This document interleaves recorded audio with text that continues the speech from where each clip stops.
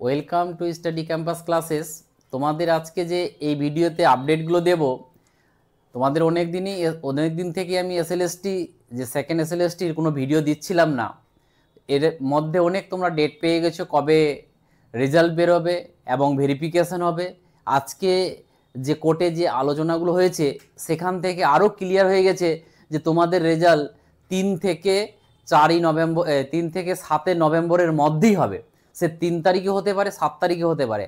এবং আজকে কোর্টের মধ্যে কি ঘটেছে সম্পূর্ণ ডিটেলস আমি কিন্তু তোমাদের আজকে বলবো। এবং যারা যারা এসএলএসটির ক্যান্ডিডেট, যারা যারা আজকে আন্দোলনে গেছিলে বা যারা আন্দোলন করছো, এখন আন্দোলন করা উচিত কি উচিত না সেটাও আমি তোমাদেরকে আলোচনা করব। এবং এই আরেকটা কেস ছিল, একজন নবোদয়ার টিচার ও কেস করেছিল যে আমরা 10 নাম্বার পাবো কি পাবো না, কারণ এরকম কোথাও কিন্তু উল্লেখ ছিল না।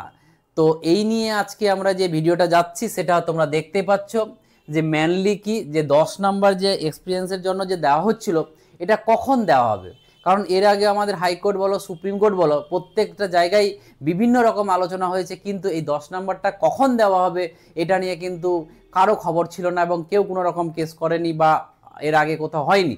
তো প্রথম কেসে উঠেছে এবং সেটা নিয়ে যে আজকে ডিটেলস আলোচনা তোমাদেরকে করব যে আজকে কোর্টের মধ্যে কি ঘটলো। আজকে যে সৌগত ভট্টাচার্যের যে বেঞ্চে যে আজকে এটা শুনানিটা ছিল, সেখানে কিন্তু আলোচনাটা কি হলো যে যারা কেস করেছিল তাদের বক্তব্য হলো, সেই আইনজীবী বলছে যে এর আগে এরকম কোনো রকম আলোচনা হয়নি যে আমরা এই 10 মার্কসটা কখন অ্যাড হবে।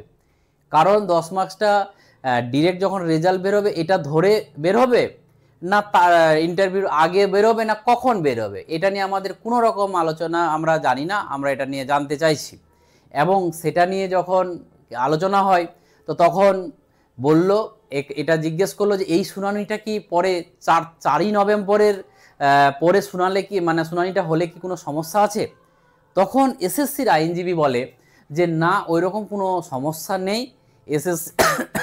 এসএসসির আইনজীবী এটাই বলল যে ওইরকম কোনো অসুবিধা হবে না, কারণ আমরা যখন এটা তো যে রেজাল্টটা বেরোবে, রেজাল্ট বেরোবার পর ভেরিফিকেশান হবে এবং ভেরিফিকেশানের পর তারপরে ইন্টারভিউ ডেট লিস্ট বেরোবে, তখন তাদের দরকার হবে।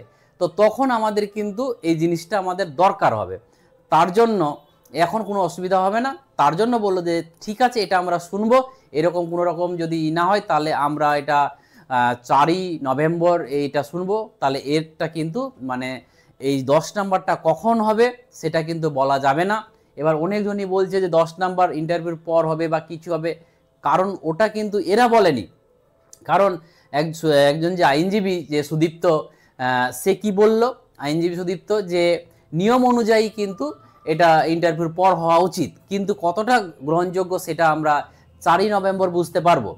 এবং তার সাথে সাথে এই যে রেজাল্টটার সম্বন্ধেও কিন্তু আলোচনা হয়ে গেছে, যে ওরা বলে দিল এক কথা এসএসসির আইনজীবী যে 4 থেকে আমাদের 3 থেকে 7ই নভেম্বর তাদের প্রক্রিয়া শুরু হবে। এর মানেটা বুঝে নাও যে প্রক্রিয়া শুরু হবে মানে কি, রেজাল্টটা বের করবে তারপরেই তো প্রক্রিয়াটা শুরু হচ্ছে, তখন থেকে ডকুমেন্টস ভেরিফিকেশন, তারপরে কিন্তু লিস্ট বের হওয়া আসবে। এরপরে যে আরেকটা কেস ছিল, যেই কেসটাতে কি একজন ব্যক্তি টিচার, নবোদয়া স্কুলের টিচার, সে কেস করেছিল, সে এটা অন্য বেঞ্চে ছিল, যে আমরা নবোদয়াতে চাকরি করছি, সেখানে আমরা কি 10 নাম্বার পাবো, বা এরকম অনেক আছে, কেবিএস এনবিএস থেকে শুরু করে অনেকই আছে। তো আমরা এর আগে যেটা দেখেছিলাম যে এর আগে যখন এসএসসি ভবনে ডেপুটেশন দিতে গেছিল ছেলেমেয়েরা, তখন কিন্তু ওরা বলেছিল এবং ওরা বুঝিয়ে দিয়েছিল যে আমরা ওদেরকে নেব, কারণ ওরা হচ্ছে ভালো টিচার, এরকম নাকি ডিরেক্ট বলেও দিয়েছিল। তাহলে এর আগেও আমরা কিন্তু জানছিলাম যে ওরাও কিন্তু পাবে। কিন্তু এই আজকের যে কেসটা হলো সেটা নিয়ে কি এসএসসির যে উকিল, সে কি বলল, আইনজীবী, যে এসএসসির আইনজীবী এটাই বলল যে যদি সে কন্ট্রাকচুয়ালও যদি হয়, পার্মানেন্ট হলে তো পাবেই, যদি কন্ট্রাকচুয়ালও হয়, কিন্তু যদি রেগুলার বেসিসে তার অ্যাপয়েন্টমেন্টটা হয়, মানে তার কাছে অ্যাপয়েন্টমেন্ট লেটার থাকে, সব কিছু প্রক্রিয়া অনুযায়ী যদি হয়ে থাকে, তাহলে কিন্তু পাবে সে। কিন্তু স্কুলটাকে অবশ্যই কেন্দ্র সরকার এবং রাজ্য সরকারের যে স্পন্সর হোক, যা অ্যাডেড হোক বা ডিরেক্ট সরকারের হোক, এরকম থাকতে হবে। যদি থাকে তাহলে অবশ্যই 10 মার্কস পাবে।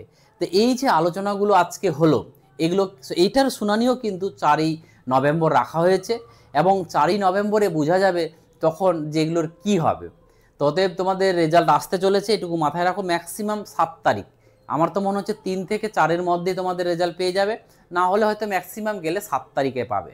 কারণটা হচ্ছে খুব তাড়াতাড়ি প্রক্রিয়াটা করছে। এবং তোমাদের আমি বলি এবার আন্দোলন কি করবে, আন্দোলন করা উচিত কি করা উচিত না। দেখো তোমরা আন্দোলন করছো, এর আগে আমি দুবার আন্দোলনের ভিডিও করে দিয়েছিলাম, লাস্ট দুবার থেকে আমি করছি না এই জন্য যে তোমাদের কোনো ইউনিটি নেই। ইউনিটি না থাকলে কোনো রকম আন্দোলন হয় না। নতুন 3-4 জন মিলে বলছে চলো আন্দোলন করতে হবে, চলে যাচ্ছে আন্দোলন করতে, এইরকম হয় না। যদি কোনো রকম তোমরা যদি ইউনিয়ন না বানাও, তোমরা নিজেদের মধ্যে যদি সংগঠন না বানাও, তাহলে আন্দোলন কিন্তু জোরদার হবে না। আজকে কোনো মানে এবার তোমাদের খালি কি যে কোনো রকম কোচিং সেন্টার স্যার যাচ্ছে না, দেখো স্যাররা যদি যায় না স্যার, তাহলে তো কেসটা আলাদা রকম হয়ে যাবে। অতএব স্যাররা পাশে থাকতে হবে তোমাদেরকে আগে দিকে। তোমরা যদি নিজেদের মধ্যে ইউনিয়ন না করো, কারণ আমাদের ওয়েস্ট বেঙ্গলে না এই আন্দোলনের ব্যাপারটা নিয়ে আমরা এতটা পিছিয়ে আছি না, ভাবতে পারবে না। তোমরা বিহার, সামান্য বিহারকে দেখো, বিহারের আন্দোলনটা কত বড়, যেটা ওরা চায় সেটাই নেই। এবার আমরা কি করি, তোমরা যাচ্ছ একদিন, কয়েকজন যাচ্ছ, ফেসবুকে কত গ্রুপে এত গ্রুপ তৈরি হয়ে যাচ্ছে, যে কিন্তু যাচ্ছে ওই কয়েকজন, এবং ওই কয়েকজনের মধ্যে আবার ঘুরে গাড়ে চলে যায়। একদিন এক স্যার যাচ্ছে, অন্যদিন অন্য স্যার যাচ্ছে, এইভাবে কোনোদিনও হবে না। আজকে যে আন্দোলনটা হয়েছে, আজকে শুধু খালি কি হয়েছে, শুধু ডেপুটেশন দিয়েছে যে তোমরা তোমাদের দাবিগুলো দিয়ে যাও, আমরা দেখব, চেষ্টা করব। এই চেষ্টা কোনোদিনও হবে না। আজকে যারা বলেছে, তোমরা যদি মনে করো যে আমাদেরকে বললো, মিষ্টি কথায় বললো যে এগুলো করবে, তোমরা ভাবিও না যে করবে, কারণ ওরা এটাতে কোনো ওদের যায় আসে না। তোমাদের আমি এর আগেও সচেতন করতাম যে পরীক্ষার আগে যত পারো, পরীক্ষার আগে যদি আন্দোলনটা করতে না, খুবই কার্যকর। কিন্তু পরীক্ষা চলে গেছে, এখন আন্দোলন করতে গেলে জোর থোর করতে হবে। এই তোমরা আজকে যতজন গেছো, কাল এর আগেও যতবার গেছিলে, এই কয়েকজনে কিচ্ছু হবে না।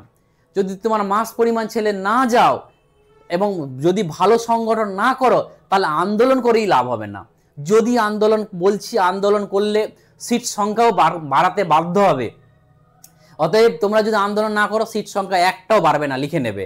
আর যদি মাস পরিমাণ আন্দোলন করো, হিউজ পরিমাণে ছেলেকে জমায়েত করতে হবে, তারপরেই কিন্তু তোমাদের সিট সংখ্যা বাড়বে, না হলে কোনো রকমই সিট সংখ্যা বাড়বে না। অতএব তোমাদেরকে বলবো যে তোমরা সংগঠন যারা করছো, যারা সংগঠনটাকে ভালো করে করো এবং সংগঠনটাকে বাড়াও। আর একটা সংগঠন রাখো, 1000টা সংগঠন রাখবে না, তাহলে কোনোদিনও কিন্তু আন্দোলনে সফল হবে না। অতএব তোমরা যদি এবার কথা হলো, আমাদের বিভিন্ন কোচিং সেন্টার, তোমাদের একটাই অজুহাত, স্যার কোচিং সেন্টারের স্যাররা যায় না, শুধু কোর্স বিক্রি করে। তো আমি তোমাদেরকে সবসময় বলেছি যে এইরকম আন্দোলনে আমি সবসময় তোমাদেরকে থাকবো। এবার আমি কোনো কাজের ক্ষেত্রে আমি যেতে পারি না, কোনো সময় আমাকে পাটনাতে থাকতে হয় এবং বিভিন্ন জায়গায় থাকতে হয়, তার জন্য আমি হাজির হতে পারি না। অতএব তোমাদের যদি আমার সম্ভব হয়, অবশ্যই আমি যাব এবং তোমাদের যত রকমের সাহায্য লাগে আমি করব, আমি থাকবো। বিভিন্ন কোচিং সেন্টাররা যেভাবে, যদি আরও আমাদের থেকে বড় বড় কোচিং সেন্টার আছে, তাদেরকেও নাও এবং সংগঠনটাকে মজবুত করো। না হলে কোনো রকম ভ্যাকেন্সি বাড়বে না। যদি ভ্যাকেন্সি বাড়াতে চাও, একটাই রাস্তা কিন্তু, কারণ তোমাদের কথা কেউ শুনবে না। তোমাদের কি মনে হচ্ছে আজকের দিনে যে এই যে 10 নাম্বারটা যদি পড়ে বাড়ে, তোমার মনে হচ্ছে এটা কি ভালো হচ্ছে? পরীক্ষার আগে বলছে এক, পরীক্ষা পরে বলছে এক। পরীক্ষার আগে মানুষ শুনে কি পরীক্ষা দিচ্ছে, যে আমরা অনেকজন ভাবছে যে 10 নাম্বার ওদেরকে দেবে। কোনো কারণে যদি আজকে ধরলাম যে 10 নাম্বারটা ইন্টারভিউর পরে অ্যাড হবে, তাহলে কোনো ছেলে এমনও আছে, কোনো ছেলে যে 10 নাম্বারটা পাবে না বলে পড়াশোনাই করেনি, যে আমরা তো পাবো না, ওরাই পাবে। তাহলে ওদের কথা কে ভাববে? ওরা তো পিছিয়ে গেল। তো এগুলো ইনজাস্টিস হচ্ছে। তো এগুলো ধরলে অনেক ইনজাস্টিস হচ্ছে। সুপ্রিম কোর্ট, হাইকোর্ট বলো, এরা আগে ধরেনি, এখন এই কথাগুলো ধরছে। আগে যদি ধরতো তাহলে সব তো ক্লিয়ার থাকতো, কিন্তু এরা আগে কিচ্ছুই ভাবেনি, এখন ভাবছে। তো চলো কীভাবে 4ই নভেম্বর দেখা যাবে, এইটুকু তোমাদের আজকে আপডেট ছিল। থ্যাংক ইউ, আবার দেখা হবে, টাটা।